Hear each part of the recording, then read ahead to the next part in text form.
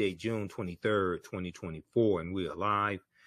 I wanted to come on and talk about my new online history course that is starting up today. I'm getting ready to jump off of here and start teaching this class. It's called Black Resistance Movements from the Haitian Revolution, U.S. Civil War, Civil Rights Movement, and Black Power Movement, 1800 to 1968. So this is an exciting 10-week online course that I'm teaching. I wanted to come on and give you all a brief overview of the class. Okay, so this class focuses in on history from 1800 to 1968 till about 1971, with the start of the war on drugs, declared June 17th, 1971 by Richard Nixon. Okay, and this class focuses on what leads up to the Civil War taking place, what are some of the laws and policies put in place that lead us to where we are right now. We deal with the Jim Crow era, the Reconstruction era, in the aftermath of the insurrection that we saw on January 6, 2021 at the U.S. Capitol. Many leading historians drew parallels between the violence that we saw January 6, 2021 and the Reconstruction era, which is from 1865 to 1877. Okay, the Reconstruction era, right after slavery ended.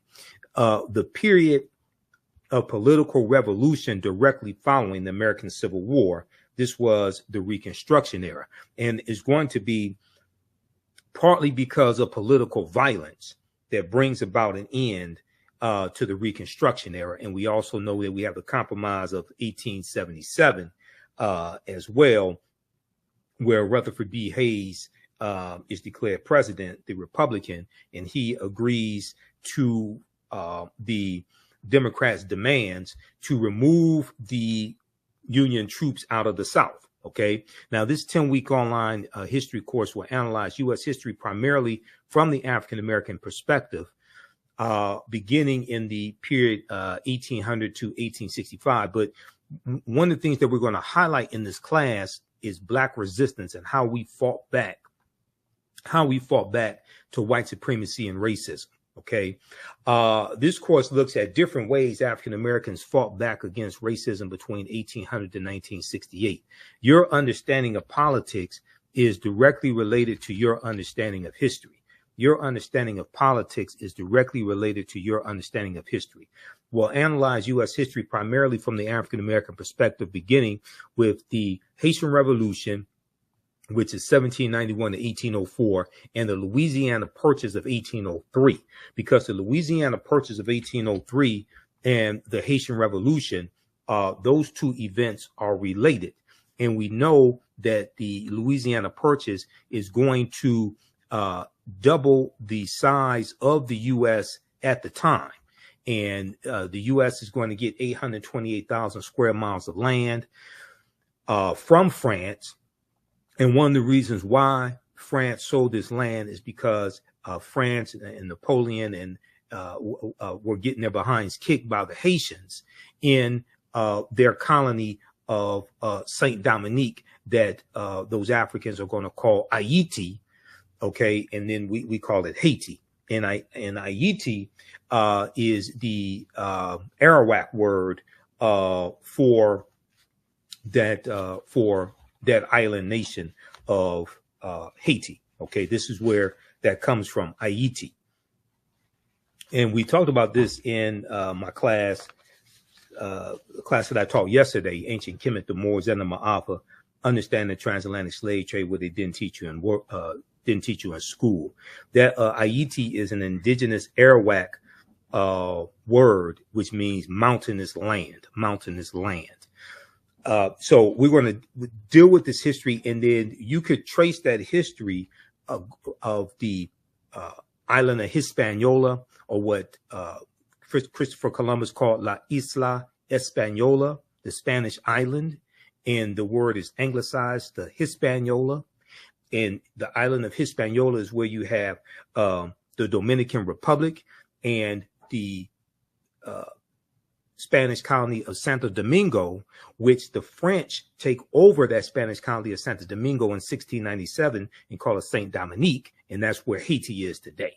Okay, so when we look at this history, even though we're looking at history from 1800 to 1968, we can trace this history back to the Moors going into the Iberian Peninsula, today known as Spain and Portugal, in 711 AD, and what happens after that. Because we know it's August 3rd, 1492, that Columbus sets sail on the Nina, the Pinta, and the Santa Maria, and he's financed by Spain and King Ferdinand and Queen Isabella. We know on August 2nd, 1492, Spain expels the Sephardim, the Sephardic Jews, and we know on January 2nd, 1492, during the Spanish-Grenadian Wars, the Moors lose control of their last stronghold in Spain, which was Grenada. Okay, so we see a chronology of all of this history.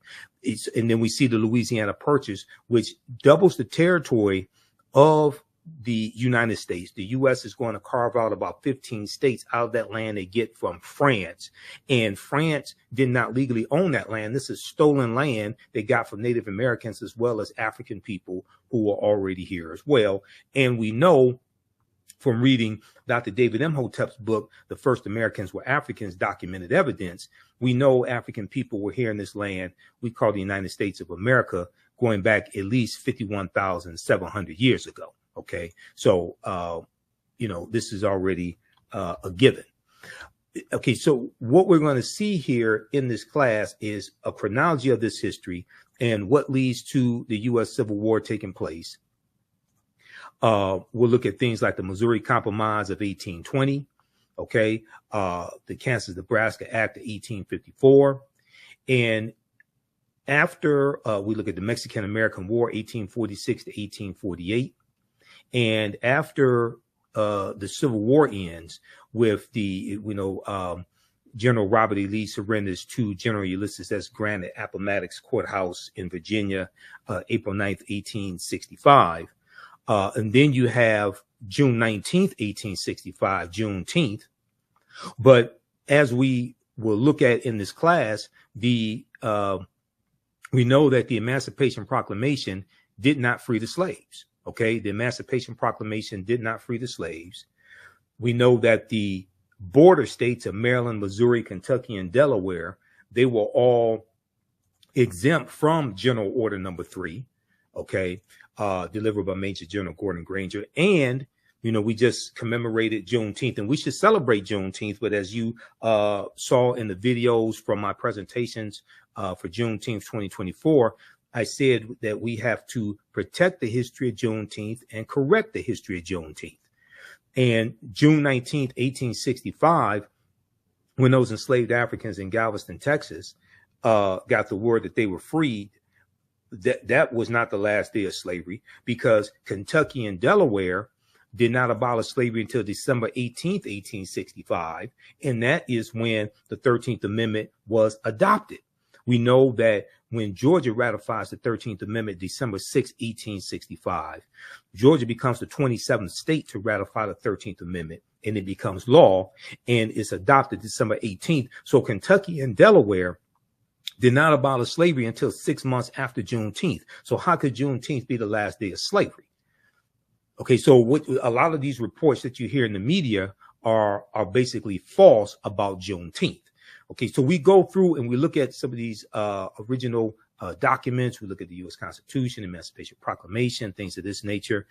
And the Reconstruction Era is a very, very important period of history that's not talked about a lot in schools. Okay, and Americans, number one, are very ignorant of history, but Americans know very little about the Reconstruction Era as well.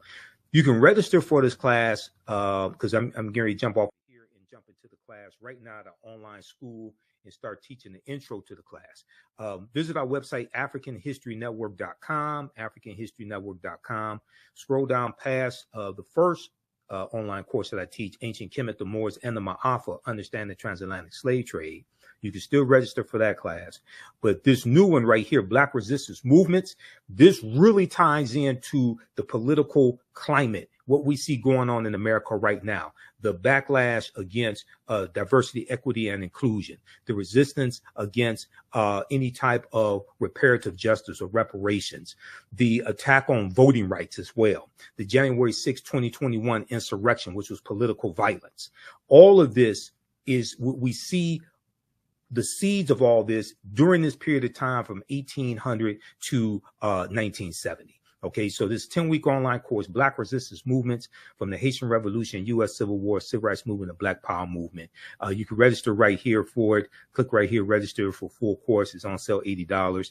You can register for both classes. We have a bundle pack for $120. It's about a $300 value. There's going to be some bonus content. You're going to get my Juneteenth lecture free when you register for this new class as well, Black Resistance Movements. Okay, so visit our website, AfricanHistoryNetwork.com. and register for it, and we'll see you in class. I want to go back to this PowerPoint presentation. These are some of the actual slides from the class. There are 80 to 100 articles that we look at in this course, and there are numerous slides that I put together for this class as well. There's 2 binders full of articles that I teach, because it's really close to about 100 articles that we look at here. So we go through, we look at the 13th Amendment. Now, contrary to popular belief, people think the 13th Amendment has an exception clause because it says, except as punishment for a crime whereof the party shall have been duly convicted, shall exist within the United States or any place subject to their jurisdiction. So people are under this misconception, oh, well, this is why you have mass incarceration, because of the 13th Amendment. No, that's false, okay? What is the 13th Amendment? What law is the 13th Amendment based upon? The 13th Amendment is based upon what's known as the Northwest Ordinance of 1787. The Northwest Ordinance of 1787 dealt with the Northwest Territory. It dealt with Michigan, Ohio, Indiana, Illinois, Wisconsin, and Minnesota. The Northwest Territory is one of the main reasons why the Northwest Ordinance, I should say, the Northwest Ordinance of 1787 is one of the main reasons why places like Michigan, where I live, had very low levels of slavery, because the Northwest Ordinance basically abolishes slavery in the Northwest Territory. And when I did my presentation for the Detroit Reparations Task Force on March 2nd, 2024, some of you all have seen the video of that lecture because I've been rebroadcasting it on my social media platforms. I talk about the Northwest Ordinance there, officially titled An Ordinance for the Government of the Territory of the United States, Northwest of the River Ohio. The Northwest Ordinance was adopted on July 13, 1787 by the Confederation Congress. Okay, this is the same Congress. This is who drafts the U.S. Constitution. Okay, in 1787 at the Philadelphia Convention, the Confederation Congress, the one-house legislature operating under the Articles of the Confederation. So the Northwest Ordinance chartered a government for the Northwest Territory, provided a method for admitting new states to the Union from the territory, and listed a Bill of Rights guaranteed in the territory. And one of the things that it did was basically forbade slavery. A Bill of Rights protecting religious freedom, the right to a writ of habeas corpus, that means having your day in court before, being convicted, the benefit of a trial by jury, and other individual rights. In addition, the accordance encouraged education and forbade slavery. So this is why, like in 1832, Michigan had in 1830, the U.S. Census showed Michigan only had 32 slaves. In 1773, we know Detroit had 73 slaves. Okay. But after that, in 1787, you're going to see a drastic decline in the number of slaves that the Michigan Territory has. And then Michigan becomes a state in the Union in 1837. And it gets admitted to the Union as a free state. So this is why I said that the people that, even though slavery did exist in Michigan, there was very low levels of it. And also many of the numbers that you see talking about the number of slaves in Michigan, that also included Native American slaves. And at one point, Native American slaves outnumbered African slaves 3-1. So this is why when we talk about reparative justice, we have to specifically understand the history of the city or state that we're talking about. We can't just run around talking about slavery, slavery, slavery. You owe us $17 trillion. That's not going to work. Yeah, I mean, go watch my presentation. I got deep into this. Okay, so so we go through and take you throughout history. We look at the Reconstruction era, right?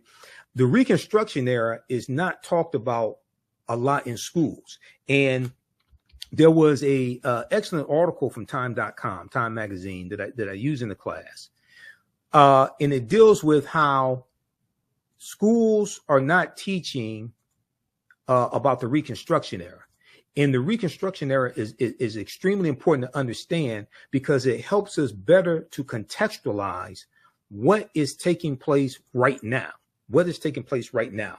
The attack on critical race theory, okay? The banning of books that are taking place, especially books dealing with the history of slavery and the civil rights movement, things of this nature. And then you have the initiative to reshape the federal bench, the federal courts, and the U.S. Supreme Court into an ultra-conservative court as well.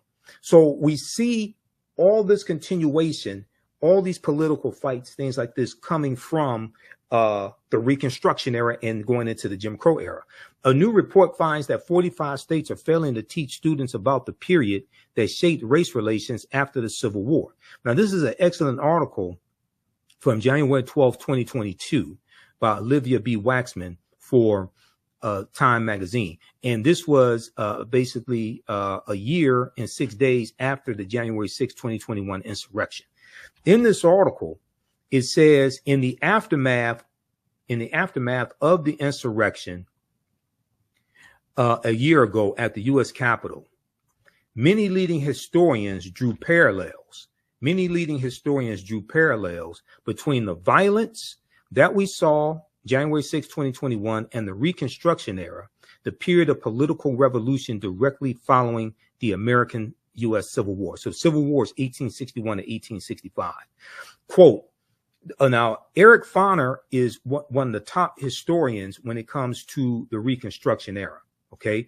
Historian Eric Foner said, quote, the events we saw reminded me very much of the Reconstruction era.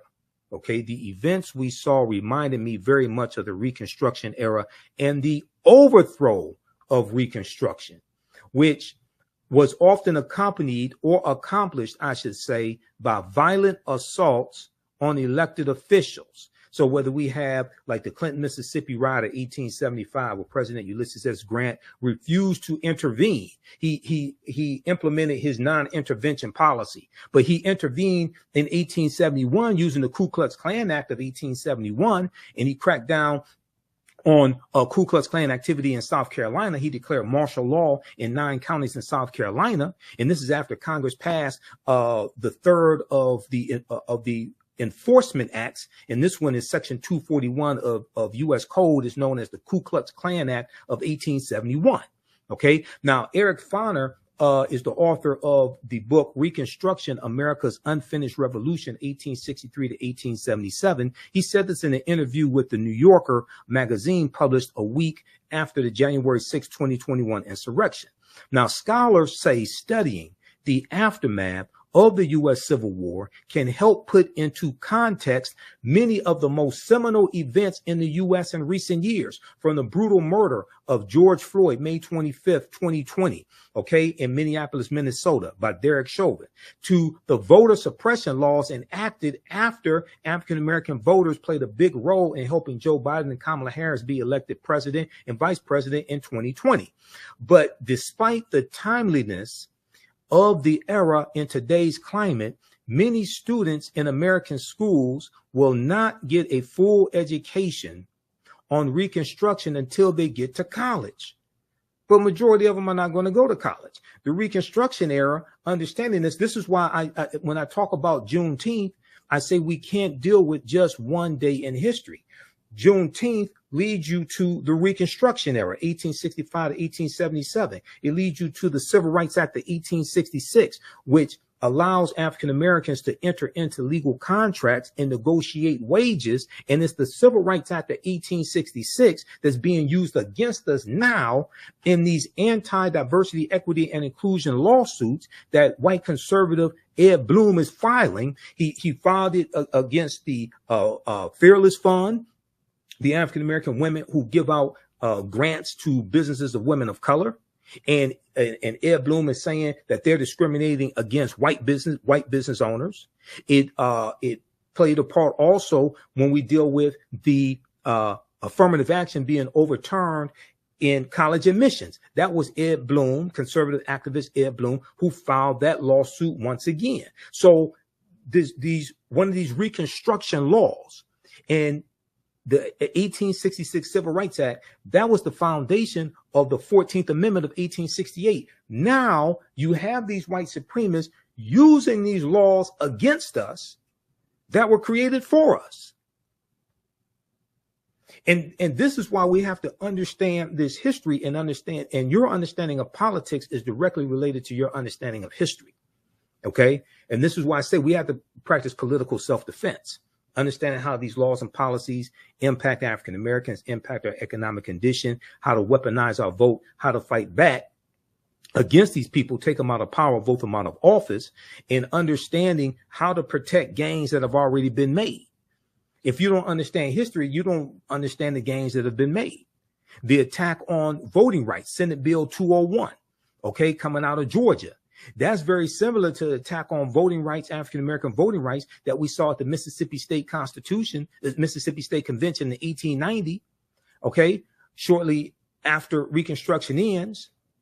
And they're rewriting the Mississippi State Constitution to oppose poll taxes and literacy tests, to suppress, it was specifically designed to suppress the African-American vote.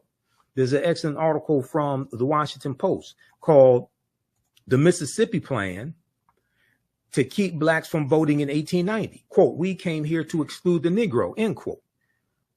Now, that quote, "We came here to exclude the Negro," is a direct quote from Solomon Saladin Calhoun, who was the white county judge who presided over the Mississippi State Convention.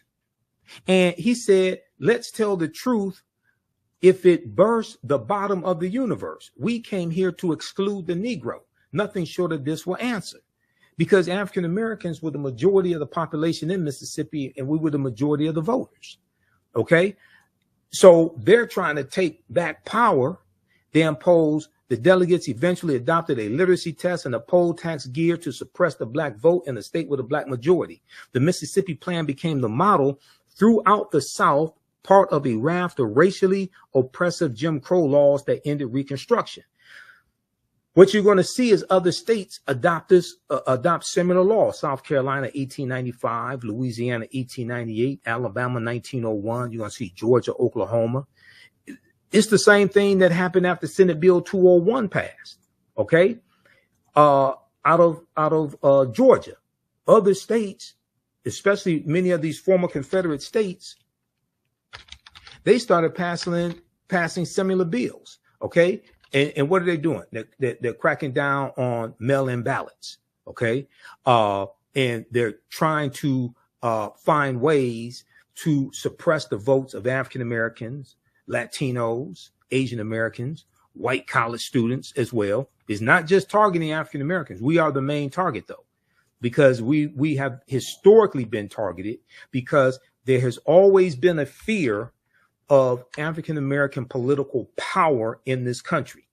Read the article from motherjones.com. Now, you know I'm a national political commentator. You see me on Roland Martin Unfiltered every Friday. You see me on the African History Network show. I just did Attorney Areva Martin show this week as well, this past week. You know, she's a CNN legal analyst, Areva Martin. So I was on her radio show on 1580 AM KBLA out of Southern California, which is Tavis Smiley's radio station.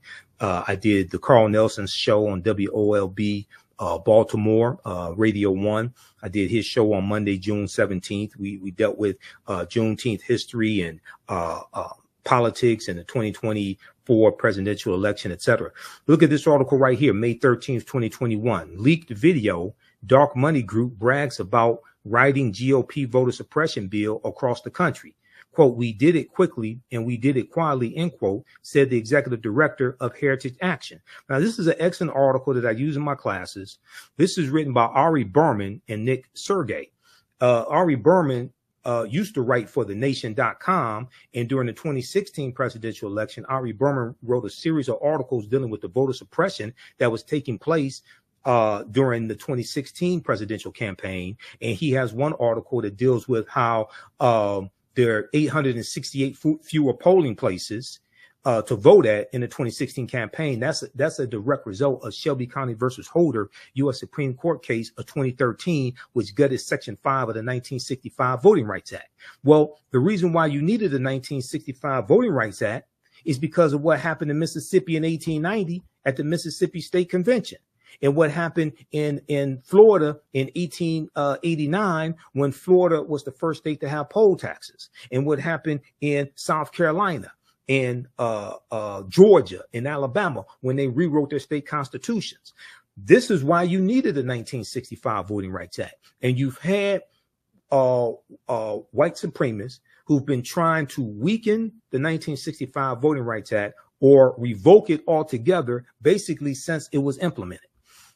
So quickly here, when we look at this piece from Mother Jones, okay, how many of you all know this? Senate Bill 201 was crafted by Heritage Action for America.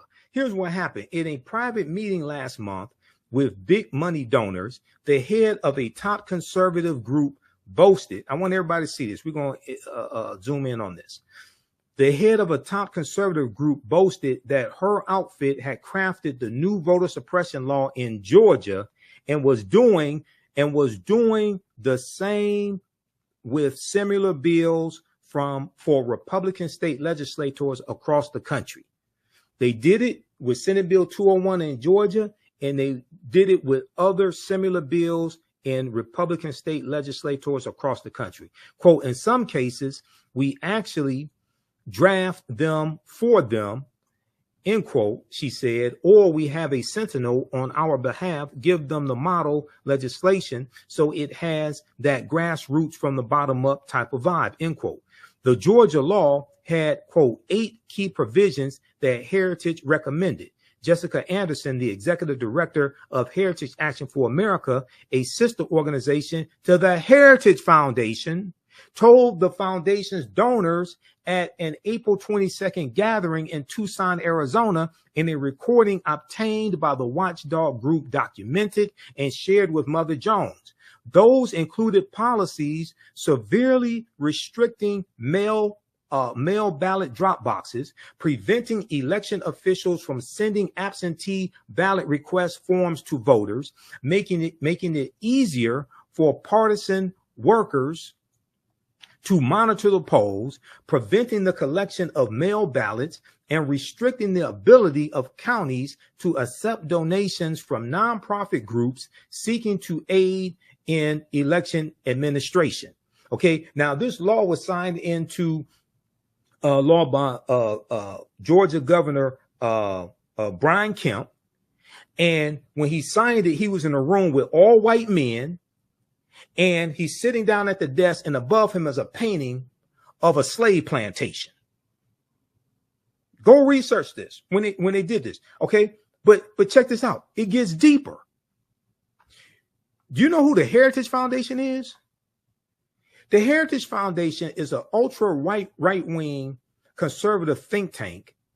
And they're the ones who engineered Project 2025. The Heritage Foundation. Have you heard about Project 2025? All of this stuff, all the history and politics is connected. This is what we deal with in this class. This is why I had to create this class, because the first course that I teach, Ancient Kemet, the Moors, and the Ma'afa, Understanding the Transatlantic Slave Trade. So we deal with history going back thousands of years and deal with what leads up to the transatlantic slave trade. And we deal with the transatlantic slave trade, like globally, and then deal with it here in the U.S. And, you know, we leave off like in the early 1800s. But I realized that crucial period of time from 1800 to 1970 or so, we really have to focus in to understand what happened during that period of time, because that puts us on a direct trajectory to where we are today, especially the collapse of Reconstruction and then going into the Jim Crow era. We look at the Lily White movement in 1928, which was the effort of Republicans to push African Americans out of the Republican Party, going back to 1928, when Republicans appealed to Southern segregationist Democrats in 5 former Confederate states to get them to vote for Herbert Hoover, who was the 1928 Republican candidate for president, and Herbert Hoover won. We know Herbert Hoover mishandled the Great Depression and loses to Franklin Roosevelt in the 1932 presidential election. Okay, so we get to see a chronology of all this history. But Project 2025, and you know, I talked about it when I was on Carl Nelson's show. We talked about it on.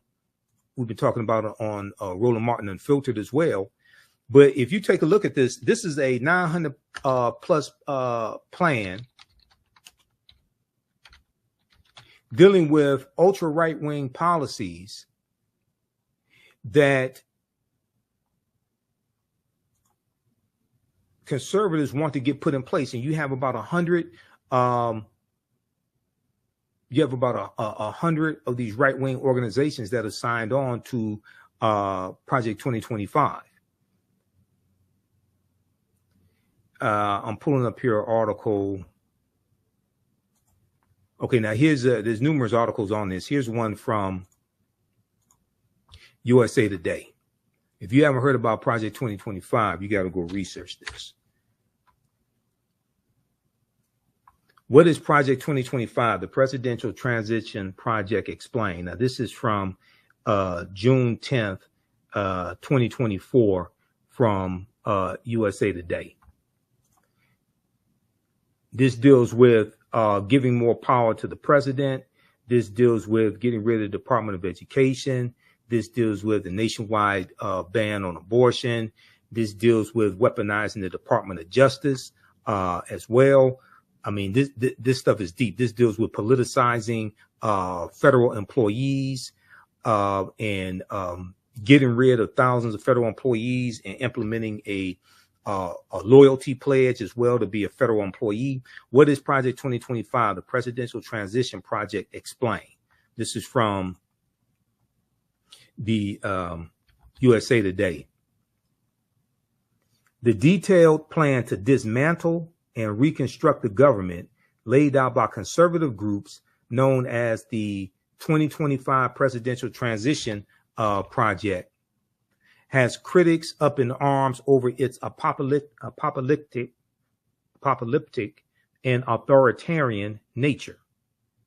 The Heritage Foundation, a conservative think tank in Washington, D.C., led an effort to create the more than 900-page Mandate for Leadership published in April 2023. So this is the type of planning these people are doing. Reimagining the executive branch, and presented a plan to overhaul several government agencies, including the FBI, for the country's next conservative president to follow. Now, the Heritage Foundation did something similar in 1980 with their Mandate for Leadership. And and that was a book in 1980 that contained 2,000 policies they wanted the Reagan administration to adopt. The Reagan administration adopted 60% of those policies in the first administration of Ronald Reagan. And these were a lot of anti-African American policies. These policies calling for smaller government, attacking poverty programs, all different types of negative things like this. According to the project's website, the playbook provides a governing agenda and a lineup of people ready to implement it to, quote, rescue the country from the grip of the radical left. Rescue the country from the grip of the radical left. It includes a domestic and foreign policy agenda, a list of personnel, training, and a 180-day playbook. Read the rest of this here, dealing with Project 2025. Okay, there are numerous articles on this, and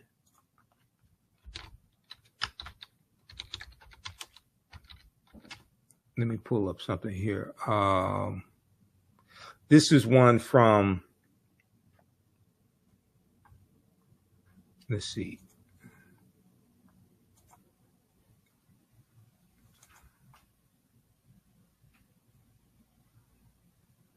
This is one from oh,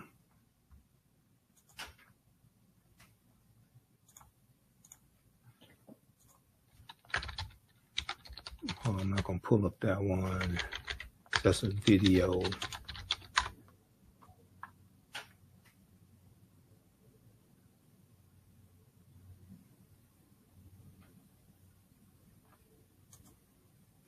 This is one from Newsweek.com.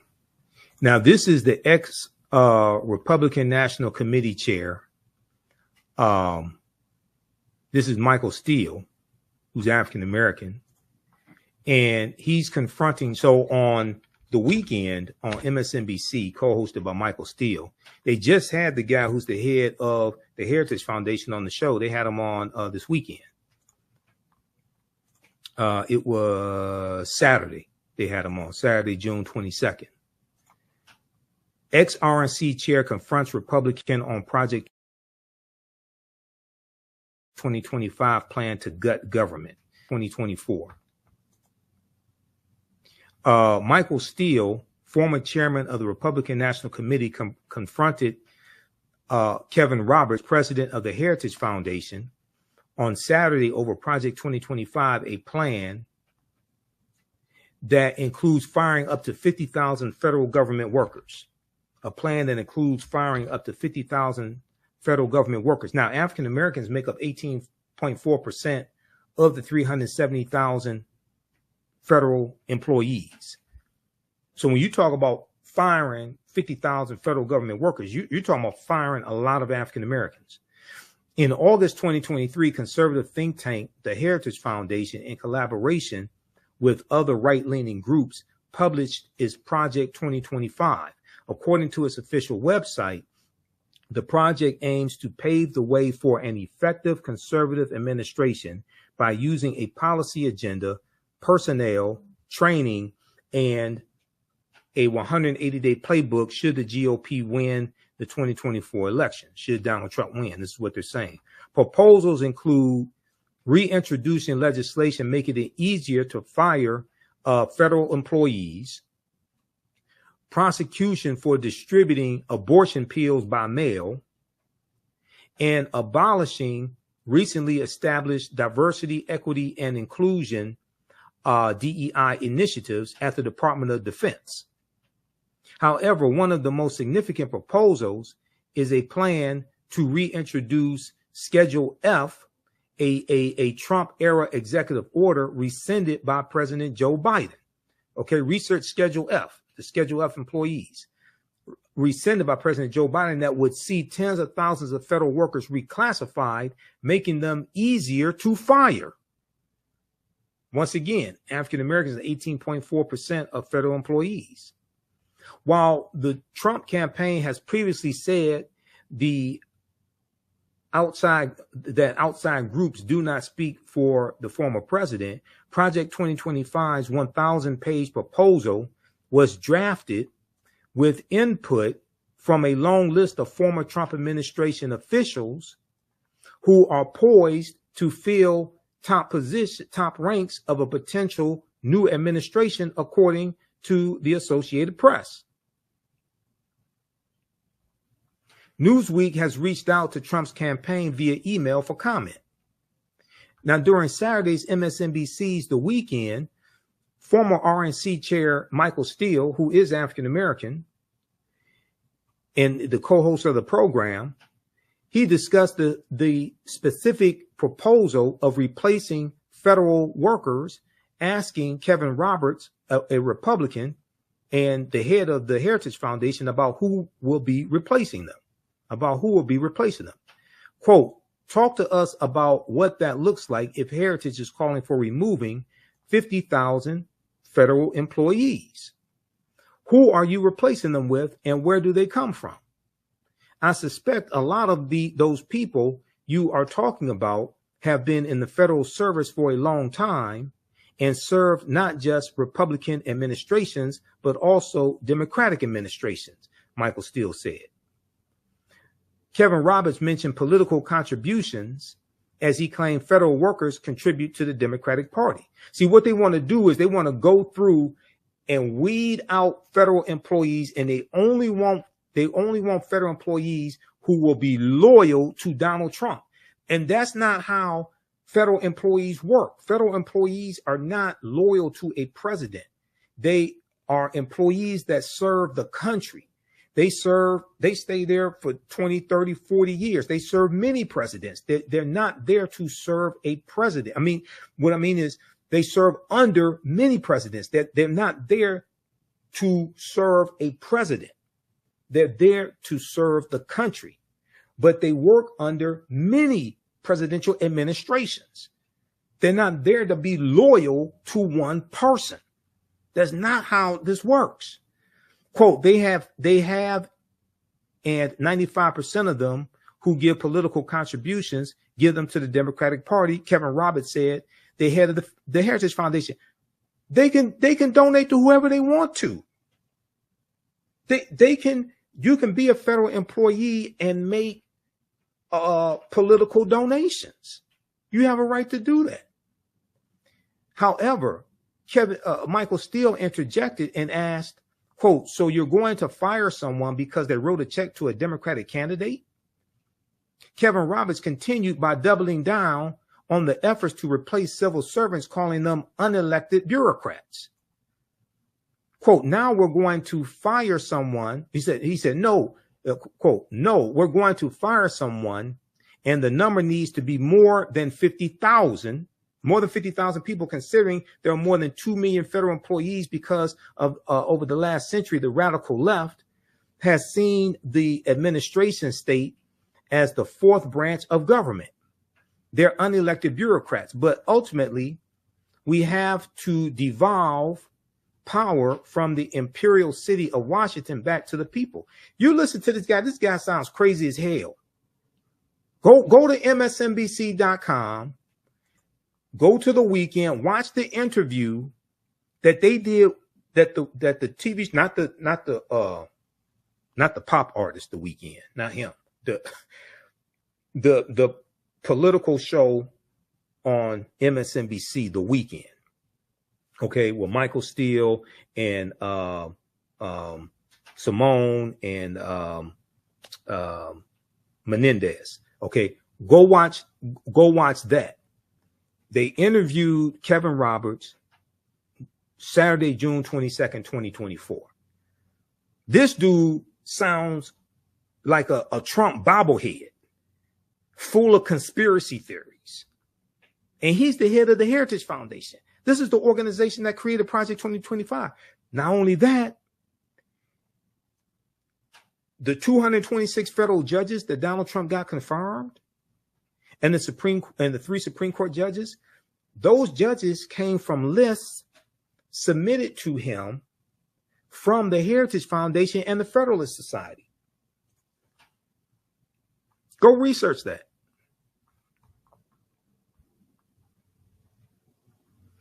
Okay, read the rest of this article here. This is how deep this is. Your understanding of politics is directly related to your understanding of history, because they both intersect. And when we study history from 1800 through 1970, and we're going to end in 1971 with Richard Nixon declaring his war on drugs after he ran for president in 1968 and won in 1968, and he won on the platform of law and order, which basically means lock up black people, protect white people. And he ran on a backlash to the civil rights movement, the Black Power movement, the rebellions taking place across the country, attacking the anti-poverty programs that the Great Society programs from President Johnson. He attacked a lot of those programs as well. Okay.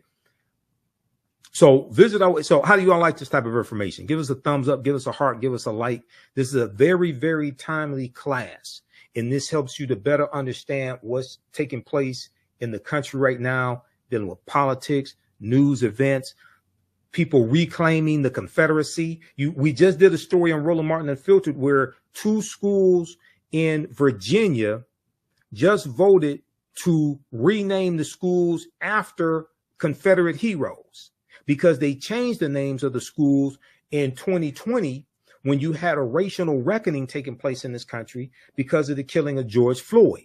Now you see a recalibration. Now you see people trying to go back to the way it was because they want to hold on to white supremacy. You have a lot of people that want to hold on to the Confederacy. We're going to deal with the Confederacy in the class, but nations don't name schools and don't have monuments honoring traitors to that nation.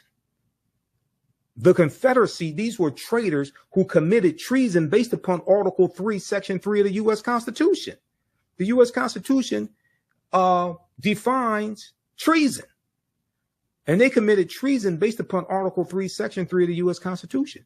Now, a minute ago, I talked about the Ku Klux Klan Act of 1871. Okay, it was actually passed in 1871, right?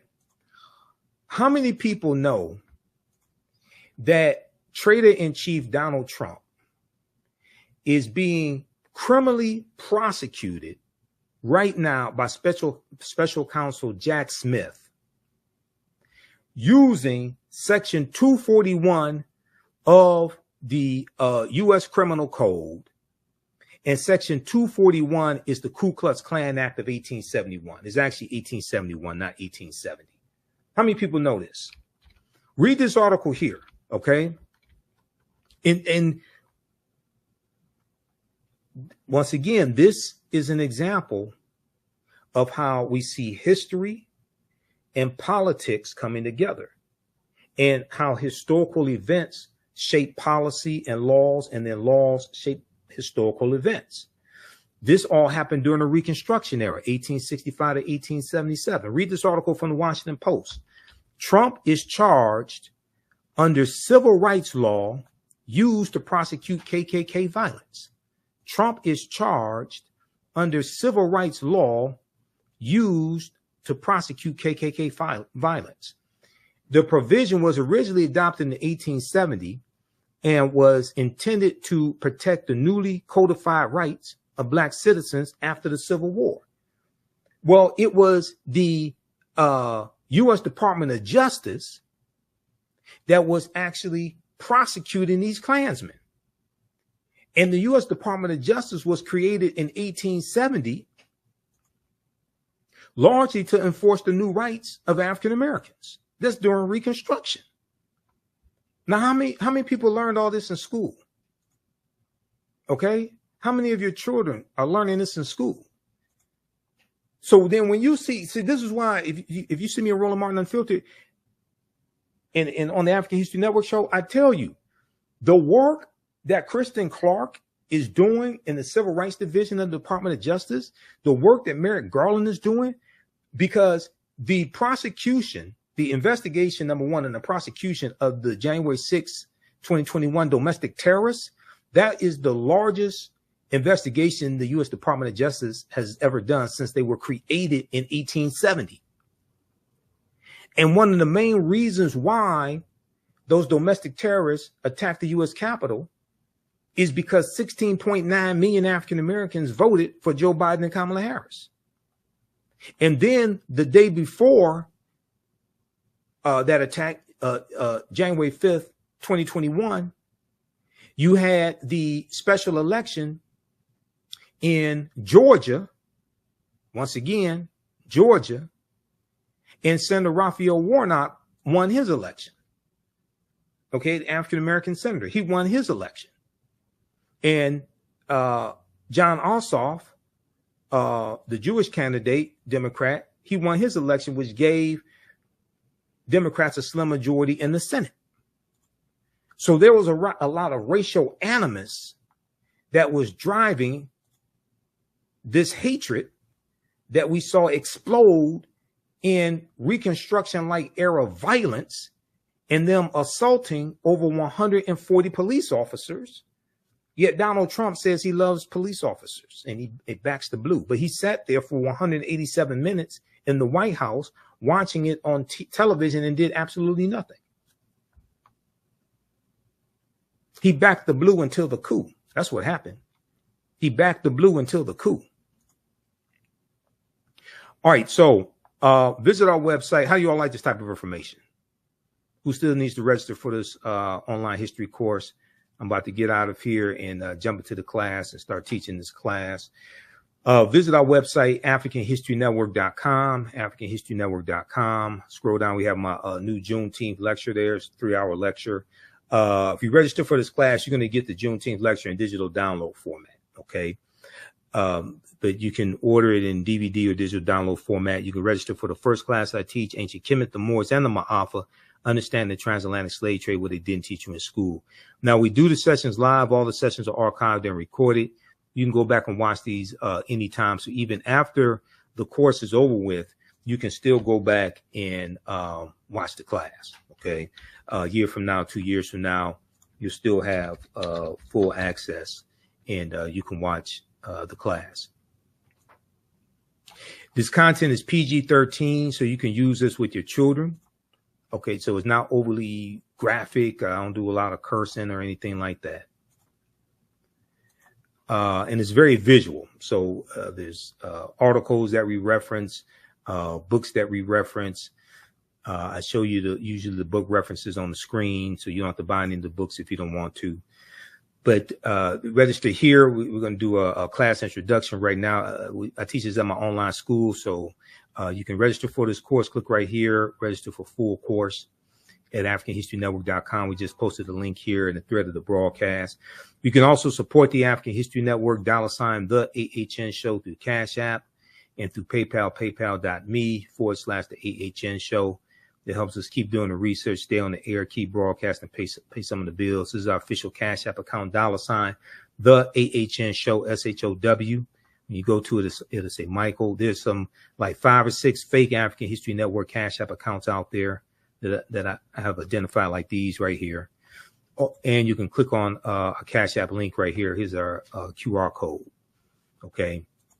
And then here's our link for PayPal as well. This helps us keep doing the research, stay on the air, keep broadcasting, pay some of the bills, finance our Sunday night show, the African History Network show. I usually do that Sundays, 9 p.m. to 11 p.m. Eastern Standard Time on our social media platforms as well. All right, we have to get out of here. Hopefully you learned a lot today. You can email me through the website if you have any questions, AfricanHistoryNetwork.com. We'll see you in class. Remember, right now is correct wrong behavior. What you do for yourself, what you do to yourself, and what you allow other people to do to you and get away with is based upon what you think about yourself. What you think about yourself is based upon what you have been taught about yourself. What you've been taught about yourself is based upon everything you've read, heard, and seen about yourself. So when you control the radius of a man or woman's thoughts, you can control the circumference of his or her actions, because the mind can't do or teach what it doesn't know.